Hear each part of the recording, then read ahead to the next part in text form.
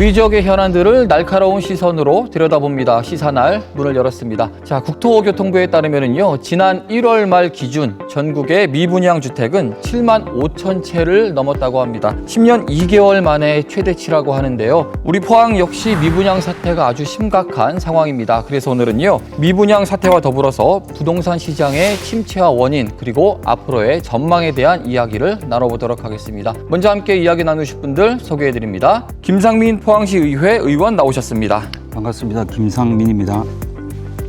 송원배 대구 경북 부동산 분석학회 이사 나오셨습니다. 네, 안녕하세요. 남국민 뉴스 큐레이터 오늘 함께합니다. 예, 안녕하세요. 자, 본격적인 이야기를 나누기 전에요, 오늘 주제 영상 화면으로 먼저 만나보시겠습니다. 경기 침체와 공급 확대 등의 영향으로 1년 새 포항의 미분양 아파트가 56%나 늘었습니다. 포항 지역 미분양 주택이 4천 세대를 넘어서며 전국 시 군구 가운데 1위를 기록하고 있습니다. 포항의 아파트 미분양 물량이 5천 세대를 훌쩍 넘었습니다. 역대 최대치를 경신한 데다 대기 분양 물량까지 잔뜩 쌓여 있는데요.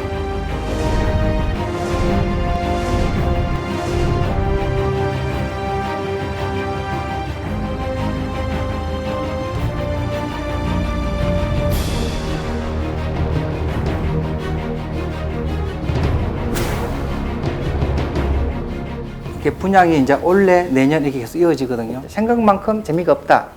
마이너스비까지 나오니까.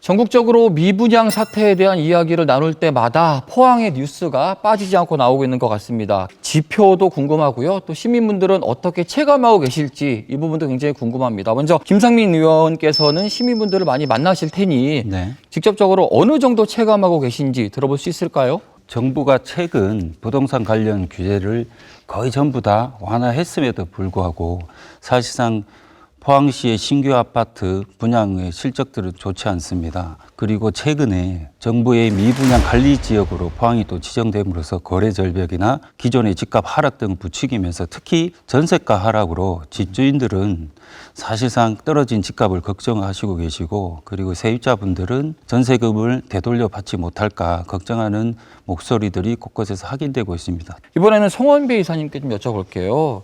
우리가 항상 뉴스로는 많이 접합니다. 굉장히 심각한 상황이라고 하는데 대구 경북의 미분양 사태, 특히 우리 포항의 미분양 사태 얼마나 심각한 상황인가요? 제가 표를 준비했습니다. 네.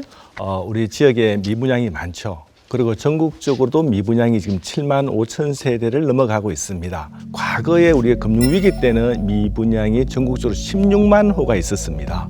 그때에 비하면 지금 7만 5천 세대가 많은 건 아닙니다.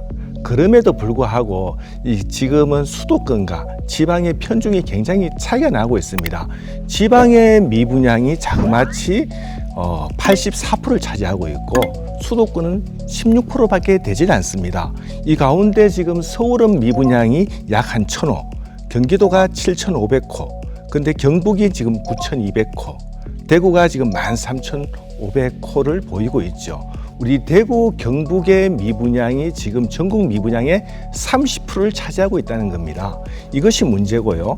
과거 그러면 우리 지역의 지금 미분양은 어땠을까 보면은 우리 지역의 미분양이 약 6천호를 이렇게 넘어갔었습니다. 그러다가 이렇게 미분양이 많이 감소했었죠. 미분양이 감소했던 시점에는 다시 아파트가 거래도 많이 이뤄지고 가격이 상승을 하기 시작합니다. 그러다가 다시 우리가 이제 지진을 맞았어요. 지진을 맞고 나서부터 거래도 줄고 우리가 공급을 하지 않았습니다. 그러다 보니까 그 시절에 다시 반등을 하게 되는 거죠. 그 이후에 지금 미분양이 이렇게 심각하게 나타나고 있는 겁니다. 그래서 오늘날 우리가 미분양은 전국적으로 7만 5천 세대가 많다 적다를 떠나서 지역별 편중이 너무 심화되어 있다. 그래서 대구, 경북 또 우리 포항 지역에가 미분양이 많기 때문에 이것이 지금 문제인 것입니다. 그러면 이 미분양 사태의 원인을 저희가 지금부터 짚어봐야 될 것 같아요. 송원배 이사님, 미분양 사태 왜 나는 거예요? 가장 큰 첫 번째 요인은 금리라고 얘기할 수가 있겠습니다. 과거 2011년도에 3%대 금리가 10년에 걸쳐서 0.5% 떨어졌는데 이 0.5%에서 지금 3.5% 가는 데는 불과 1년 4개월 만에 7배가 상승을 했습니다. 그 단기간에 금리가 올라가다 보니까 이 충격이 엄청난 거죠.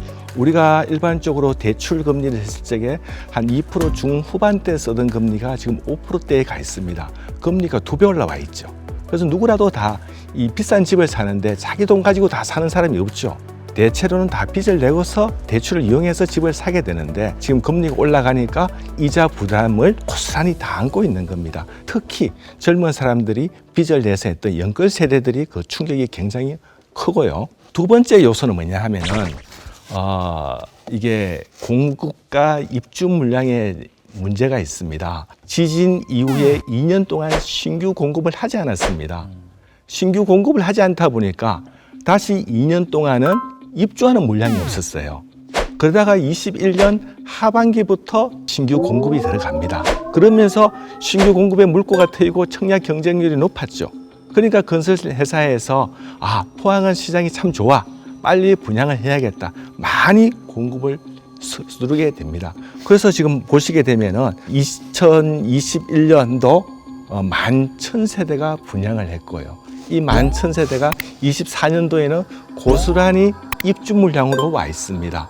그래서 내년에 우리 포항이 입주 물량이 굉장히 많은 거죠. 그래서 공급과 수요의 논리상 지금 단기간에 공급을 많이 이루어졌기 때문에 우리 지역에가 지금 미분양이 많이 발생되어 있고 앞으로도 거래 절벽이라든지 가격 하락은 더 우려될 수 있는 상황으로 갈 수가 있는 겁니다. 흔히 뭐 경기가 좋다라고 표현을 할 때 아파트들을 대규모 공급이 됐었고 그런데 이제 뭐 금리 문제도 있고 여러 가지 문제 때문에 사람들이 선뜻 아파트를 구입할 수 없는 상황, 이게 지금의 상황인 것 같습니다. 전국적인 지표와 함께 말씀해 주셨고요. 김상민 의원께서는 우리 포항의 특수성이라는 게 있잖아요. 여러 가지 정책도 있었고요. 이 부분에 빗대서 이야기를 좀 해주실까요? 고분양가가 원인이 하나가 분명히 있다고 생각이 듭니다. 왜냐하면 포항 지진이 있기 전 지난 3년간 공급된 아파트의 평균 분양가는 700만 원에서 900만 원 후반대였습니다. 그러나 지진 직후에 그 신규 공급된 아파트의 분양가는 최고 1,500만 원, 한 60% 이상이 물가 상승률이나 여러 가지 금리 상승률의 빅스텝보다 오히려 울트라 스텝 정도의 고분양가가 있었기 때문에 고분양가이지만 프리미엄을 기대하는 레버리지 투자 수요가 그 분양 시장에 유입되지 않았다. 그러한 경기적 요인이 있고 또 하나는 포스코 홀딩스 이전이나 동국제강의 그리고 현대제철의 설비가 축소되면서 투자 수요도 지역 외로 유출됐기 때문에 이러한 요인들이 복합적으로 작용하면서 사실상의 포항의 미분양 사태를 이끌었다라고 할 수 있습니다. 특히 포항시 그 2030 도시 기본계획상에 흥해와 그리고 구룡포가 주 개발축으로서 대단위의 지구 개발 계획들이 있습니다. 이곳을 중심으로 대규모의 신규 아파트들이 공급이 되었고 사실상 미분양도 맞게 되었는데요. 지금 와서 되돌아보면 사실상 인구 감소하는 추세 속에서 도시기본계획을 다시 한번 되돌아보는 계기가 되지 않을까라고 생각하고 있습니다. 네, 두 분께서 짚어주신 내용들 외에도 여러 가지 이유들이 있을 것 같습니다. 우리 남규민 큐레이터가 짚어주실까요?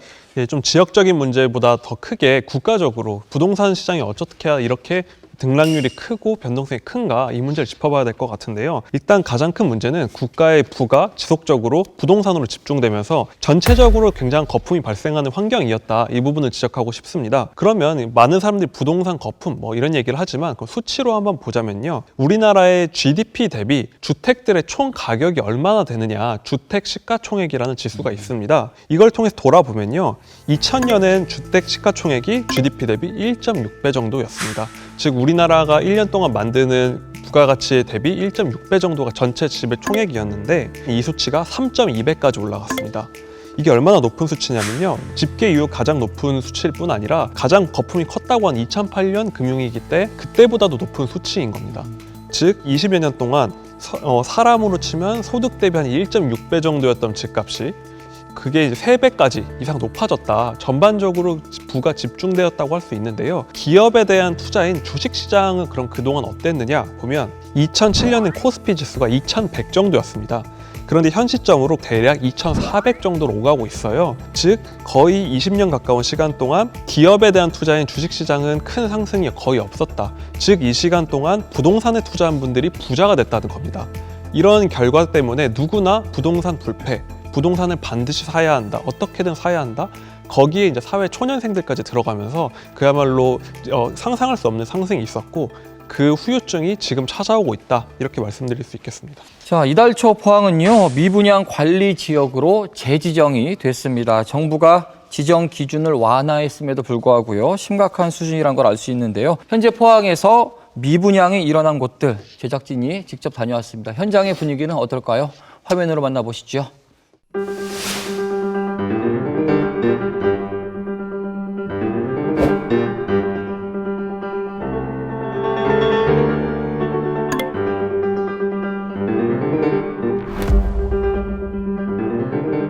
일단은 포항 인구 유입이 이제 많지 않은 거죠.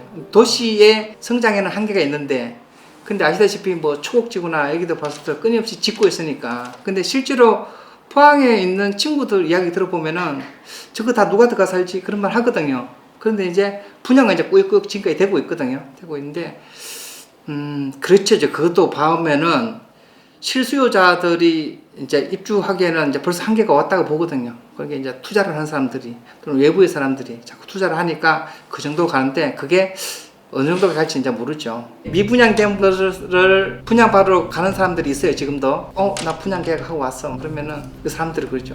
지금 마이너스까지 다 붙었는데 굳이 그걸 왜 사? 이제 이렇게 되거든요.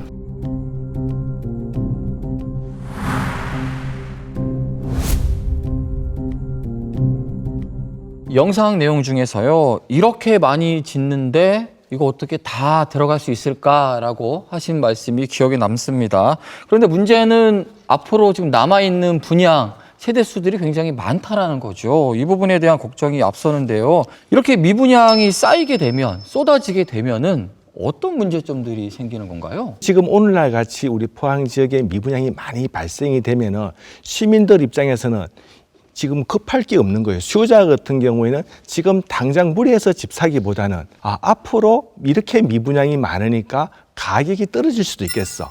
지금 집 사는 걸 좀 미뤄도 되겠다. 이렇게 되니까 거래가 일어나지 않습니다. 그러면 거래가 일어나지 않으면 어떻습니까? 좀 싸게 따라내야겠다. 가격이 하락하는 거죠. 우리의 가지고 있는 부동산 자산 가치가 하락하고 있는 겁니다. 또 한편 이렇게 미분양이 많으면 건설사 입장에서도 자금 회전이 안 됩니다.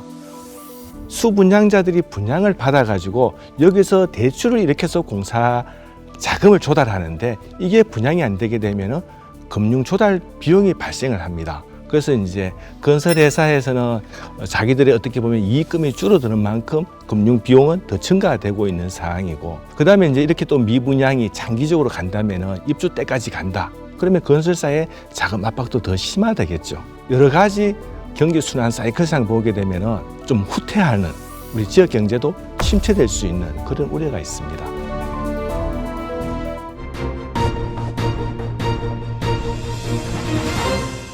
자, 그럼 지금부터는요, 주택시장 안정화를 위한 해법에 대한 이야기를 나눠보도록 하겠습니다. 먼저 포항시가 이와 관련한 대책을 내놓았습니다. 주택건설 사업계획 승인, 그리고 분양시기 조정을 시행한다는 건데요. 간단히 얘기하자면은 현재 미분양 물량이 많기 때문에 앞으로의 승인과 분양의 이 시기를 조절하겠다, 이런 얘기로 들립니다. 어떻게 기대만큼 효과가 있다고 보세요? 민간 분양 시장의 자율성에 대해서 어떻게 그 부동산 시장이 수용할 것이냐가 달려 있다고 할 수 있습니다. 사실상 지진 이후에 분양이 된 가구가 한 9천 가구이고, 현재 대기 물량들이 한 10,000가구 정도 포항시에 있습니다. 이러한 물량들은 이미 토지를 확보하기 위해서 1차적으로 브릿지 자금을 대출을 했을 거고요. 분양을 준비하기 부동산 PF 대출 과정들을 아마 곳곳에서 아마 시행 중이거나 여러 가지 이제 금리 상황들을 지켜보고 있는 상황인데, 포항시가 그 주택사업계획 승인을 오히려 보류하고 분양 시기를 조정하는 역할을 한다면 기존의 사업장들이 그 분양 연기에 따른 이자 부담은 증가되고, 이런 더군다나 그 후순위 채권 금리의 그런 부담 때문에 오히려 사업성이 약화될 수도 있다. 그리고 총체적인 자금 경색난에 총체적으로 빠져들 수 있기 때문에 신규 사업계획 승인하는 물량에 대해서는 적절한 조정은 필요하지만, 오히려 기존의 그 사업 계획을 준비하고 있는 사업장에 대해서는 오히려 지금 문제가 되고 있는 고분양가의 문제를 오히려 그 적정한 분양가 인하를 할 수 있는 여러 가지 정책적 제한 역할들을 하는 것이 더 중요하지 않을까라고 생각을 하고, 특히 공공성의 성격을 띠고 있는 한호공원이나 그리고 양학공원, 그리고 앞으로 분양되어질 상생공원에 같은 경우는 사업 타당성 검증을 분양 이후에 끝에서 할 것이 아니고 분양 직전에 사업 검증 타당성 용역을 통해서 이 분양 민간 분양 사업들이 분양 그 매출과 수익으로 가져갈 것이 아니라 지역의 낮은 분양가로서 그 프리미엄이 골고루 포항 시민들에게 공유될 수 있는 그러한 역할들이 필요하다고 생각을 하고 있습니다. 제가 우리 의원님하고 좀 다른 부분은 뭐냐 하면은 지금 이 포항에서 고분양가 비싼 가격으로 인해서 미분양을 줄일 수 있다. 이 정책으로는 해결이 안 된다고 봅니다. 그렇다면 이 문제를 근본적으로 좀 더 들어가 보면은 어떻게 보면은 우리가 이 수요를 예측하지 않고 이 단기간에 이 사업을 너무 남발한 건 아닌가. 이거 한번 되짚어 볼 필요가 있는 거죠. 과거 우리 2020년도에 우리 포항시에서 신규 분양 승인을 좀 보류시켰어요. 한 6개월 동안 착공한 이후에 공정률이 7% 도달할 때까지는 분양 승인을 보류하겠다. 이런 대책까지도 냈었습니다. 그래서 지금 같은 시점에 이렇게 미분양이 많은데 어떻게 보면은 신규 분양 승인을 좀 보류시켜야겠죠. 그 다음에 또 하나는 이 미분양이 적정한 미분양은 우리 지역 사회에서도 사실은 좀 필요합니다. 이 과한 미분양이 문제입니다만은 지금 우리 포항에서 기업하기 좋은 도시이기도 하고 또 지금 2차 전지 산업으로 인해서 많은 기업들이 포항으로 오고 있습니다. 그러면 이럴 경우에 사실은 우리가 미분양이 없다고 가정해 봅시다. 그런 기업들이 오는데, 그런 인구가 오는데 취업이 없어요. 공급해 취업이 없다면은 과연 그런 기업들이 올 수 있겠습니까? 근데 지금 우리가 이런 미분양들이 많이 있기 때문에 우리 포항으로 이전하는 기업과 인구가 들어온다면은 지금 남아있는 미분양가 이런 주택적으로 이 매칭을 시켜서 포항에서 좀 지원해 줄 필요가 있겠죠. 좀 취득세를 좀 지원해 준다든지 아니면 이 사람들이 이 기업이 온다면 또 직원들이 올 수 있게끔 정책적인 지원이 좀 더 필요하지 않을까. 그렇다면 이 미분양이 오히려 우리 포항에서는 큰 기회가 될 수가 있는 거죠.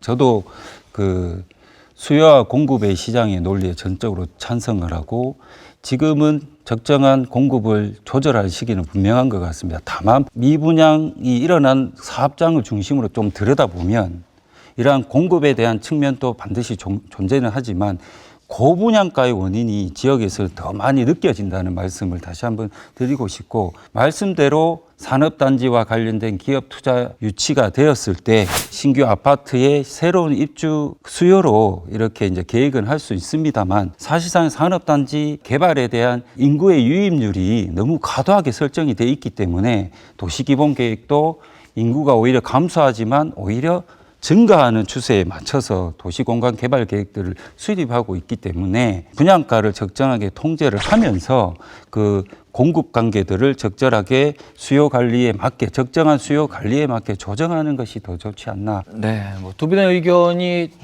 비슷한 부분도 있었고요. 조금 의견을 달리하는 부분도 있었습니다. 더불어서 한 가지 질문을 더 드릴게요. 뭐 여러 가지 문제들 가운데 건설업계의 자구책, 자구 노력이 필요하다라는 지적들도 분명히 있거든요. 이 부분에 대해서는 어떤 의견이신가요? 브랜드라든지 대단지라든지 등등에 한해서 약간의 가격적인 거품도 발생했는 것도 사실입니다. 그럼에도 불구하고 우리가 지금 최근 우리 포항만 분양 가격이 높아졌는 것이 아니라 전국적으로 이제 원자재 가격 상승, 그다음에 인건비 상승, 그래서 건축비가 많이 상승을 했고요. 앞에서 우리가 설명드렸다시피 지금 고금리지 않습니까? 건설회사에서 이게 금융을 조달하는 금융 비용이 과거에 비해서 한 2배 이상 더 증대를 했습니다. 이렇다 보니까 이제 분양 가격이 높아졌는 것은 사실입니다. 자구책을 마련하라는데 그 자구책이라는 것이 알고 보면은 할인을 하라는 얘기입니다. 근데 그 할인을 하게 되면 어떤 문제가 또 발생을 되느냐 하면은 기존에 분양 받았는 사람은 제값을 다 주고 샀고 뒤에 들어온 사람은 할인한다면은 이것을 공평하지가 않습니다. 여기서 또 다른 마찰이 발생을 하고 있는 거죠. 그래서 이게 막연하게 자구책을 한다고 해서 할인하기만도 쉽지 않은 이게 현실적인 문제에 있습니다. 그리고 또 그걸 손해를 감수하면서까지 지금 건설회사에서 그렇게까지 해야 되느냐, 또 문제가 발생을 하고 있죠. 건설업계 자구 노력에 대한 이야기를 해주셨고요. 그런데 의원님, 사실 네. 지역에는 또 지역의 건설업계들이 있고 상황이 또 여러 가지가 있잖아요. 이에 대한 이야기를 의원님께서 해주시면 좋을 것 같거든요. 예, 그 지역 건설사들은 과거에 고분양가보다는 적정한 분양가를 통해서 지역 주민들의 골고루 주택 수요 혜택을 되돌려 드렸습니다. 그러나 이제 최근 어려운 상황이 겪다 보니까 그 경제자유구역 펜타시티 같은 경우는 기존에 그 할인 분양을 할 수 없기 때문에 지역의 건설업체나 지역에 지금 시행을 하고 있는 이런 사업장들이 중도금 무이자 제도는 이렇게 시행을 하고 있지만 사실상 잔금 시기에 수분양들의 그 대출에 대한 압박이나 집단 대출에 대한 걱정들이 많습니다. 할인 분양이 안 된다면 최소한 잔금이나 중도금과 관련된 금융 지원들을 좀 할 수 있는 책들을 우리 지역사회들이 마련을 한다면 이 부분을 그 미분양 이후에 입주 시기 때 겪을 수 있는 피해나 이런 것들을 최소화시키지 않을까 생각하고 있습니다. 자, 여러 가지 미분양 사태 때문에요. 정부도 부동산 경기 회복을 위해서 다양한 대책들을 내놓고 있습니다. 남궁민 큐레이터가 정리해 주시죠. 예, 부동산 급등기에 만들었던 거의 모든 규제가 지금 해제가 되고 있는데요. 크게 세 가지로 나눠서 설명을 드리도록 하겠습니다. 우선 규제 지역 지정을 대폭 해제하고 있는데요. 정부 출범 당시에는 전국에 투기 지역 혹은 투기 과열지구 조정 대상 지역으로 지정이 되어 있었는데요. 현재는 서울, 강남 3구와 용산 등 극소수를 빼고 거의 모두 다 해제한 상황입니다. 이제는 포항도 규제 지역이 아니게 된 거죠. 그리고 두 번째는 분양권 전매 제한이나 실거주 의무를 대폭 축소하거나 완화한 건데요. 이전까지는 수도권은 최대 10년, 비수도권은 4년까지 분양권을 전매할 수 없겠는데요. 이걸 각각 3년, 1년으로 줄였습니다. 즉 이런 투자 목적으로 잠깐 구입을 한 후 파는 거에 대해서도 과도한 규제를 하지 않겠다. 이런 정책을 발표를 한 거고요. 또 분양받고 몇 년 동안은 의무적으로 살아야 했던 실거주 의무도 대폭 폐지해서 투자 목적의 이런 주택 구입도 어느 정도 문을 열어줬다 할 수 있습니다. 그리고 마지막으로는 기존의 집을 허물고 새로 짓는 재건축에 대해서도 규제를 대폭 해제했습니다. 재건축 안전진단 규제를 확 낮췄는데요. 지금까지는 어떤 아파트 단지를 새로 짓고 싶을 때 조사를 했을 때 구조 안정성의 비율이 50% 가까이 됐습니다. 즉 건물이 정말 곧 무너질 가능성이 있는 아주 위험하게 낡은 정도가 되어야 재건축 승인이 많이 났는데 이 비율을 30%까지 낮춰서 주민들이 동의를 한다면 어느 정도 자연스럽게 추진을 할 수 있도록 문을 열어준 겁니다. 이런 부동산 하락기에도 신규 아파트의 공급을 그대로 유지를 하고 어쩌면 찾아올 수 있는 부동산 급등을 또 막기 위해서 선제적으로 부동산 경기 완화 조치를 한 거라고 할 수 있겠습니다. 사실 부동산 시장은 정말 어려운 것 같습니다. 우리가 몇 년 전만 보더라도 집값이 너무 올라서 여러 가지 대책을 내놔도 올랐고 이제는 또 너무 떨어지니까 반대로 대책을 내놔도 또 떨어져요. 재계약이 무효하다라는 이야기를 매번 부동산에 대해서는 이야기를 하는데 어떻게 생각하세요? 이 효과가 있다고 보세요? 아니면 언제쯤 이 효과들이 나타날 거라고 보세요? 네, 앞에서 설명드리는 이런 대책들이 과연 어느 지역에 적합할까요? 재건축, 안전진단을 완화시켰고 그다음에 실거주 의무를 폐지하고 그다음에 분양권 전매를 완화시켰고 다 수도권에 해당이 되는 겁니다. 서울 수도권에. 우리 지역은 이미 사실 재건축할 게 별로 없어요. 분양권 전매 기존에도 이게 완화되어 있습니다. 그렇다면 이게 다 수도권 위주의 부동산 정책 완화였지 정작 우리 지역에 필요한 부동산 정책 완화는 없었다는 겁니다.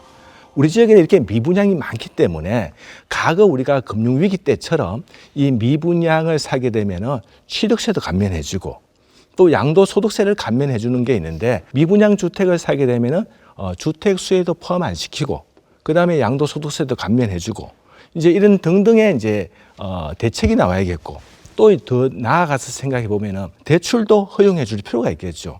지금도 우리가 다 DSR에 묶여 있지 않습니까? 이런 DSR 규제도 완화해 줘야겠고 그렇다면은 이런 부동산 활성화 대책이 우리 지역에 필요한 것이지 지금 수도권을 위한 부동산 정책은 우리 지역하고는 맞지 않다. 그리고 이런 지금 미분양 대책 시작도 안 했기 때문에 언제 이게 지금 뭐 효과가 나타날지 알 수가 없는 거죠. 시작도 안 했습니다. 그래서 서울과 지방의 부동산 정책에 이렇게 온도차가 다릅니다. 그래서 지방에 필요한 부동산 대책을 내주셔야 되는 거죠. 사실 가장 어렵지만 가장 궁금한 질문이 될 것 같습니다. 우리 부동산 시장 힘들다고 하는데 언제쯤 안정이 될까요? 예, 안정을 단정하기는 이릅니다만은 포항에는 이제 수요와 공급의 이제 불일치, 내년도의 입주 물량이 과다하기 때문에 시장 여건을 봤을 적에는 24년도에 금리가 하락한다면은 이 충격적인 여파가 좀 줄어들 수 있겠고, 또 아니면은 이제 25년도 이상 되면은 입주 물량이 줄어들므로 인해 가지고 수요 공급이 어느 정도 좀 조율을 해 나갈 수 있는 시기가 그렇게 될 것이라고 보여집니다. 자, 오늘은 미분양 사태와 부동산 시장에 대한 이야기를 나눠봤습니다. 마지막으로 덧붙이고 싶으신 말씀 간단히 듣도록 하겠습니다. 집은 필수제냐 투자제냐 그 대상의 시각에 따라 그 가치를 달리할 수 있습니다. 따라서 지금과 같은 그 미분양 침체기에서는 상당히 포항 시민뿐만 아니라 투자자 입장에서도 고민거리가 상당히 깊을 거로 생각하고 있습니다. 사실상 금리나 이러한 경기적인 요인들로 그 대규모의 입주 물량을 해결하기에는 한계가 있다고 생각하고 있습니다. 그래서 포항시가 추진하고 있는 각종의 기업의 유치나 신규 국가 사업이나 교육 특허나 정주 여건 개선과 같은 경기 외적인 요소들이 시민들께서도 관심을 좀 가져주시고, 이런 과정에 포항 시민들도 포항시를 좀 응원해 주시고, 이렇게 경기 외적인 역할이 좀 보완을 한다면 지금과 같은 장기적인 침체의 편을도 반드시 벗어날 것이라고 확신하고 있습니다. 네, 성원배 이사님의 마무리 말씀 듣겠습니다. 네, 우리가 모든 경제 행위에는 대가가 수반됩니다. 부동산 가격이 올라갈 적에는 빚을 내서라도 프리미엄을 바라고 집을 샀었죠. 무리하게 대출을 내면서까지. 근데 이제 집값이 내려가게 되면은 굉장히 두렵고 공포스럽습니다. 그래서 집 사기를 주저하게 되죠.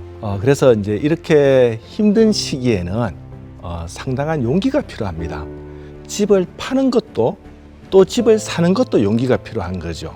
집을 지금 팔고자 하신 분들은 예전에 내 아파트 시세가 얼마 갔으니까 나는 지금도 얼마 받아야겠어, 이렇게 고집하신 분들도 계십니다.